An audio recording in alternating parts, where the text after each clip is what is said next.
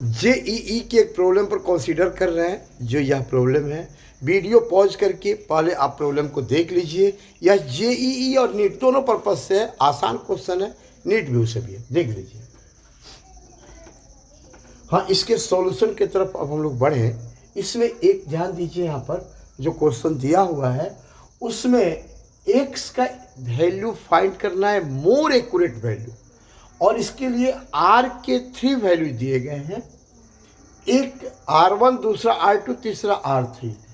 R1 जब यहाँ पर रेसिस्टेंस बॉक्स में डालते हैं, R1 को कनेक्ट करते हैं तो नल पॉइंट A पर, R2 के लिए B पर और R3 के लिए C पर नल पॉइंट मिलता है। तो हमें ये बताना है कि R1, R2, R3 किस रेसिस्टेंस को हम यूज करें ताकि X का मोर एक्यूरेट वैल्यू हमें मिले। तो इसके लिए हम लोग बैलेंस्ड व्हीटस्टोन ब्रिज से चलेंगे। नल पॉइंट जो मिल रहा है, हम ये मान लेते हैं कि यह पॉइंट जो है इससे इधर रेसिस्टेंस R है, स्मॉल r है, यहाँ से लेकर के यहाँ तक रेसिस्टेंस स्मॉल r है, और यहाँ से यहाँ तक रेसिस्टेंस ये मान लेते हैं R डैश। तो क्लियर दिख रहा है आप लोगों को कि R plus R dash is equal to constant C होगा, पूरा यहाँ से तक रेसिस्टेंस। अब हम लोग यहाँ पर एक चीज़ देखें, ये जब बैलेंस होगा व्हीटस्टोन ब्रिज तो x upon r is equal to r upon r dash, या x upon r is equal to r upon r dash, कोई लिख सकते हैं। तो सॉल्यूशन की तरफ बढ़े हम यहाँ पर। x upon r is equal to r upon r dash. अब x इज इक्वल टू हो जाएगा r into R upon R dash यहाँ पर।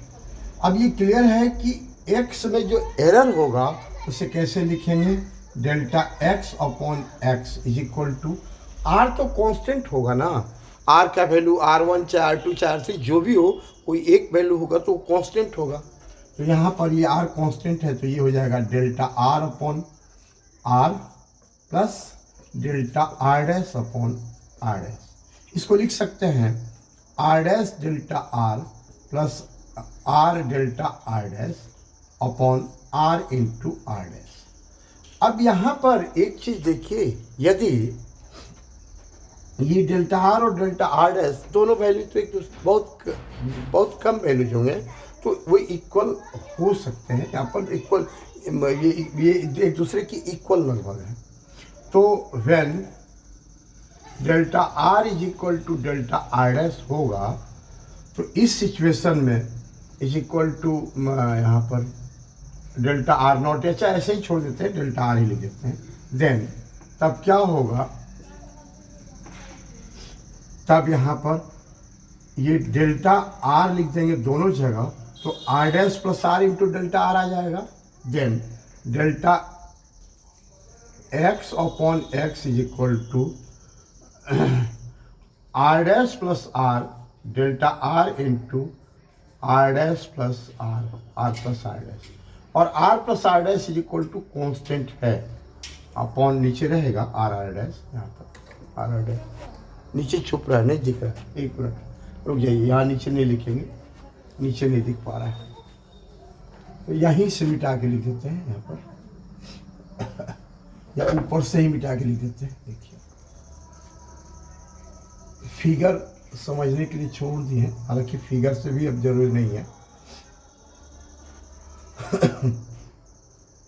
Delta x upon x is equal to R dash plus R into delta R upon R dash हो जाएगा यहाँ पर R dash. अब यहाँ ये क्लियर दिख रहा है R dash plus R is equal to constant है जो है लिखे हैं, तो C delta R upon R dash है यहाँ पर। तो ये स्पष्ट दिख रहा है कि डेल्टा x अपॉन x का वैल्यू मिनिमम हो तो इसका अर्थ है R डैश मैक्सिमम होना चाहिए कि नहीं होना चाहिए। तो for delta x upon x to minimum ये R dash has to maximum value, तो R डैश का मैक्सिमम वैल्यू हम यहाँ पर R डैश को मान लेते हैं y है, let y is equal to R R dash यहाँ पर। अब R dash is equal to लिख सकते हैं ना सी माइनस आर, यहाँ से सी माइनस आर तो वो लिख देंगे is equal to R into C minus R. तो यह मिनिमम होना चाहिए, y का वैल्यू क्या होना चाहिए, मिनिमम होगा तब मोर एक्यूरेट वैल्यू मिलेगा। तो इसको डिफ्रेंशिएट करेंगे, सॉरी y का वैल्यू मिनिमम नहीं, गलत हमने बोल दिया है, y का वैल्यू मैक्सिमम होना चाहिए तब जाके मोर एक्यूरेट वैल्यू मिलेगा। क्योंकि यहाँ पर हमको दिख रहा है कि ये नीचे है, डिनोमिनेटर में है, तो अभी हम देखे थे कि आर डैश का वैल्यू मैक्सिमम होना चाहिए, तो यहाँ पर तब जाके डेल्टा एक्स अपॉन एक्स का वैल्यू मिनिमम होगा। तो D Y by D R is equal to, ये डिफ्रेंशिएट करेंगे तो y के मैक्सिमम वैल्यू के लिए dy by D X is equal to क्या हो जाएगा, 0। तो dy by D R is equal to D by D R of r into C minus R. तो डायरेक्ट इधर डिफ्रेंशिएशन कर देते हैं, ये c माइनस आर को बाहर कर देंगे, a इंटू ये x इंटू वाई जैसा D by D X into U into V कर देंगे, तो v into D U by D X plus U into D U by D X. तो यहाँ पर c minus R into R का differentiation 1 हो जाएगा। अब प्लस r को बाहर कर दिए, c माइनस आर का डिफ्रेंशिएशन, तो c का डिफ्रेंशिएशन 0 और माइनस आर का डिफ्रेंशिएशन 1, -1 हो जाएगा यहाँ पर। तो ये कितना हो जाएगा, माइनस आर अब minus R, c minus 2r is equal to कितना हो जाएगा, 0। चूँकि y का वैल्यू हमें क्या चाहिए, मैक्सिमम वैल्यू चाहिए y का, ताकि डेल्टा एक्स अपॉन एक्स का वैल्यू मिनिमम मिल सके हमें। तो c minus 2r is equal to 0, तो hence r is equal to c by 2।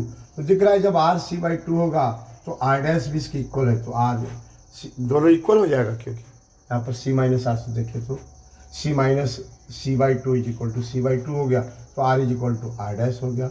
यानी ये दिख रहा है कि दोनों तरफ रेसिस्टेंसेस जो होने चाहिए वो क्या होने चाहिए, इक्वल होना चाहिए। जितना दोनों तरफ के रेसिस्टेंस का वैल्यू वो में डिफरेंस कम से कम होगा, उतना ही मोर एक्यूरेट वैल्यू मिलेगा। ये जौकी के दोनों तरफ, ये जो जौकी है इसके दोनों तरफ, ये इधर और इधर जितना रेसिस्टेंस का डिफरेंस कम से कम मिलेगा, यदि ठीक बीच में हो तो रेसिस्टेंस का डिफरेंस 0 हो जाएगा, उस समय मोर एक्यूरेट वैल्यू मिलेगा हमें। यानी ये क्लियर दिख रहा है कि B के लिए क्या हो रहा है, R2 हो रहा है। तो B के लिए R2 जो होगा, यानी R2 रेसिस्टेंस को जब यूज करेंगे तो हमें मोर एक्यूरेट वैल्यू मिलेगा। ठीक है, एक बात बताते अपने बारे में, मेरा ऑनलाइन जेई क्लास जो चल रहा है वो ऑनलाइन जेई और नीट के पर्पज़ से, दोनों के पर्पज़ से जो ऑनलाइन क्लास चल रहा है उसमें ये खड़ा होकर बोर्ड पर पढ़ाते हैं। 2 दिन डेमो है, सैटरडे संडे। संडे का डेमो बहुत लंबा हो सकता है, 4 घंटा 5 घंटा, जितना देर न्यू स्टूडेंट जहाँ से मन करे प्रॉब्लम्स पूछ सकते हैं, डेरिवेशन, कोई फार्मूला, कोई कॉन्सेप्ट, जहाँ से मन करे पूछ सकते हैं प्रॉब्लम्स भी, वो जेई और नीट के सिलेबस के according. New students Saturday Sunday को 2 दिन डेमो, और उसके बाद 1 महीने तक फ्री डेमो ही है, फ्री डेमो है सब यहाँ 1 महीना तक, 1 महीने, लेकिन वो बैच में होगा। उसके बाद 2 दिन के बाद बैच में होगा, बैच में जो चल रहा होगा उसी के अकॉर्डिंग स्टूडेंट पढ़ेंगे, और वो जब 1 महीना पूरा हो जाएगा तो फी भेजना है, और नेक्स्ट मंथ में भी ऐसे ही करना है। मतलब कोई बाइंडिंग नहीं रहेगा स्टूडेंट का, पढ़ने के बाद ही फी भेजना है। तो ऑनलाइन फ्रॉड से बच जाएंगे स्टूडेंट्स। और पहली बात तो हमारा जो डेमो होगा उसमें वो क्लियर कर लेंगे कि हाँ टीचर के पास क्या एलिजिबिलिटी है, टीचर कैसे हैं, कैसे एबिलिटी है या नहीं है, ये सब वो पता कर लेंगे स्टूडेंट्स। और तब वो मन करेगा तो वो ऑनलाइन क्लास को ज्वाइन करेंगे, मन करेगा छोड़ देंगे, उनकी मर्जी।